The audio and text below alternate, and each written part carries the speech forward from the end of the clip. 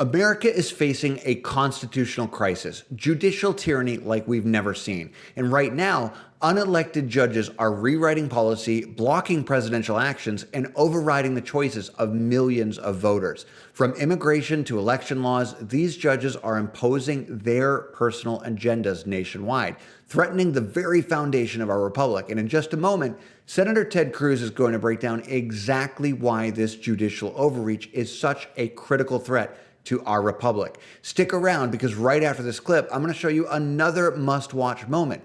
Karoline Leavitt exposing the latest injunctions line by line against the Trump administration. This is Andy with TrendyPolitics.com. Hit like, subscribe, and let's dive in. District judges versus Donald J. Trump. This hearing is a joint undertaking by the Subcommittee on the Constitution and the Subcommittee on Federal Courts because our country is facing a constitutional crisis. A full-blown judicial assault on the separation of powers that strikes at the very foundation of the republic. What we're witnessing is the rise of judicial lawfare from the bench. One unelected district judge sitting in a courtroom in San Francisco or Boston or Baltimore can now issue a nationwide injunction that ties the hands of the President of the United States for all 330 million Americans. That's not law, that's judicial tyranny. President Donald Trump was elected by over 77 million Americans with a constitutional mandate to govern. These district judges, they were not elected. They were appointed by one individual and confirmed not to legislate, not to govern, but to apply the law. And yet, far too many of them have abandoned that role.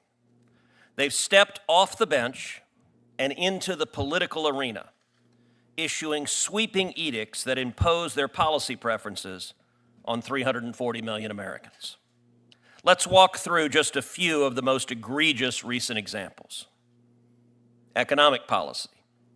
In New York City, the Court of International Trade struck down all of President Trump's tariffs under IEEPA, declaring that they exceeded executive authority.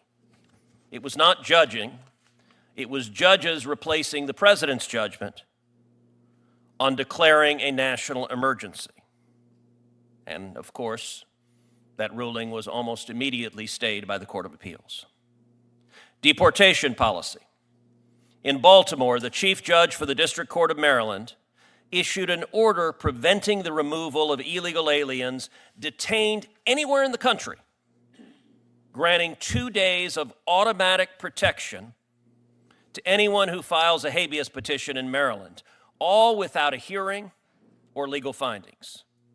This single Maryland judge dictated national deportation policy and then tried to claw back the damage by amending the order. As chairman of the Subcommittee on Federal Courts, I'm investigating this overreach, and I've sent a letter to the Judicial Conference of the United States.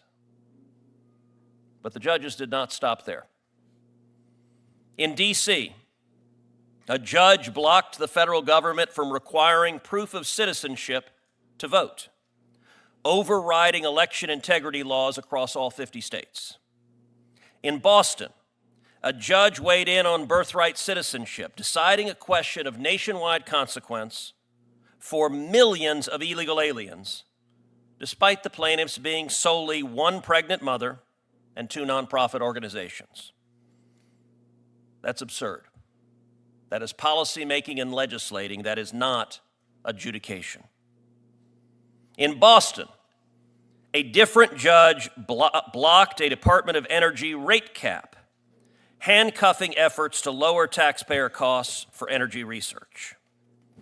In Rhode Island, a judge ordered the federal government to immediately disperse tens of millions of dollars under the Inflation Reduction Act and other programs. The Department of Energy alone was forced to release $50 million by judicial fiat. In San Francisco, a judge mandated that the Office of Personnel Management rehire all terminated federal workers and restricted future firings, effectively turning the judiciary into an HR department.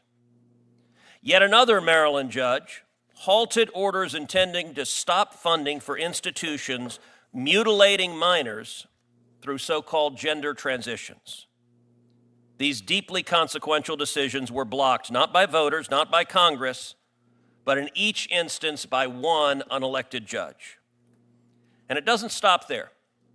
Since President Trump returned to office in January, there have been over 40 universal injunctions issued against the federal government. That's in 4 months. 35 of those 40 came from the same 5 judicial districts.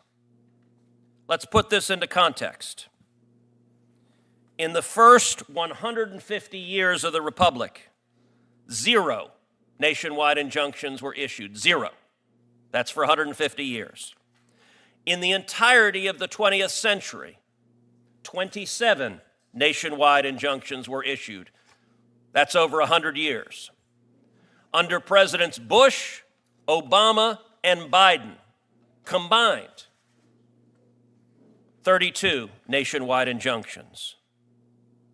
Under President Trump's first term, 4 years, 64 nationwide injunctions, and now in just 4 months, we're already over 40. In 4 months, the Trump administration has seen more nationwide injunctions than the entirety of the 20th century and more nationwide injunctions than Presidents George W. Bush, Barack Obama, and Joe Biden combined. This is not normal. This is not justice. This is an orchestrated campaign of judicial obstruction. Joe Biden, when he was president, nominated to the bench radicals. I have said, only slightly tongue-in-cheek, that Joe Biden did something I used to think was impossible. He made me miss Barack Obama. But by comparison, the Biden judicial nominees were far more extreme and radical than they were under Obama. They sought out radicals who would implement policymaking from the bench, and they are doing precisely that. That is not democracy, and that is not our Constitution. This hearing is to highlight the effects of this judicial tyranny, of single judges deciding they know better when it comes to policy than do the voters of America. We need to defend democracy. And with that, I recognize Senator Whitehouse.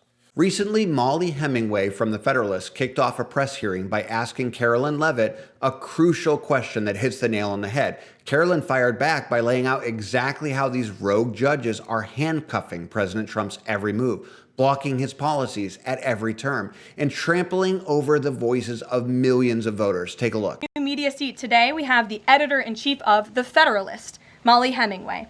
The Federalist is led by Molly and Sean Davis and provides fearless journalism and coverage of politics and culture to millions of readers all over the world.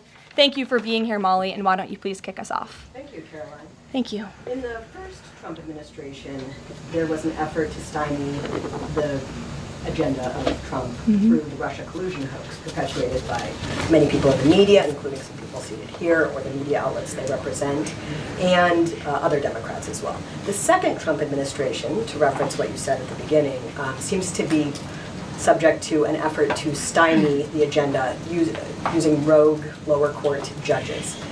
You mentioned that the Supreme Court could and should do something to rein in these lower court judges. Also, Congress could do something about it, but they don't seem terribly interested in it. It also seems there's not much of an actual coordinated effort from this White House to take and tackle this effort from judges, Democrats and other people using these judges to stymie the agenda. Is there an actual effort by this White House to tackle this issue in a comprehensive way, and if so, what is it? There is an effort by this administration to tackle these rogue judges and the injunctions and the blockades that we have faced in our broken judicial system. in every case. I mean, we have seen time and time again these lower district court judges ruling against this administration in the president's basic executive authority and powers. And this administration is fighting every single one of those battles in court, including already the block that came down from the tariff court, the IEPA court last night. And as on my way out here to the briefing room, I understand that there was another district court judge right here in Washington, D.C., who ruled against the president's tariff power.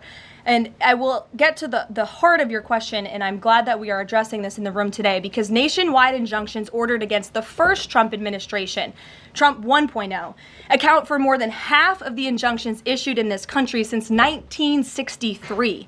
And President Trump had more injunctions in one full month of office in February than Joe Biden had in 3 years. And let me roll through some of these radical injunctions to paint the picture for the American people at home.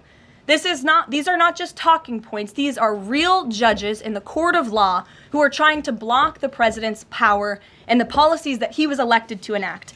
For example, a court ordered the Trump administration to return already deported terrorist aliens back to the United States. A court has ruled the Trump administration can't even temporarily pause our refugee programs. Courts prohibited the Trump administration from eliminating federal funding for child transgender surgery and mutilation, a practice that the American people overwhelmingly reject. A court also held that the Trump administration could not ban people experiencing gender dysphoria or mental health issues from serving in the military. Ridiculous. Courts prohibited the removal of transgender women from women's prisons, despite potential physical harm to real women in those prisons, biological women. A Northern District of California judge issued an absurd ruling that the president cannot fire people within the executive branch without Congress passing a bill, even though Congress has expressly authorized the president through the Office of Personnel Management to authorize reductions in force across agencies. A court also ordered the Trump administration to rehire thousands of already fired employees in several cases. A federal judge blocked the Trump administration from defunding the Department of Education, another signature campaign promise that this president has the power to implement. Courts ordered the Trump administration could not eliminate funding for illegal DEI programs, hence the word illegal. These are illegal programs to begin with, and now the courts are trying to say this president can't roll them back.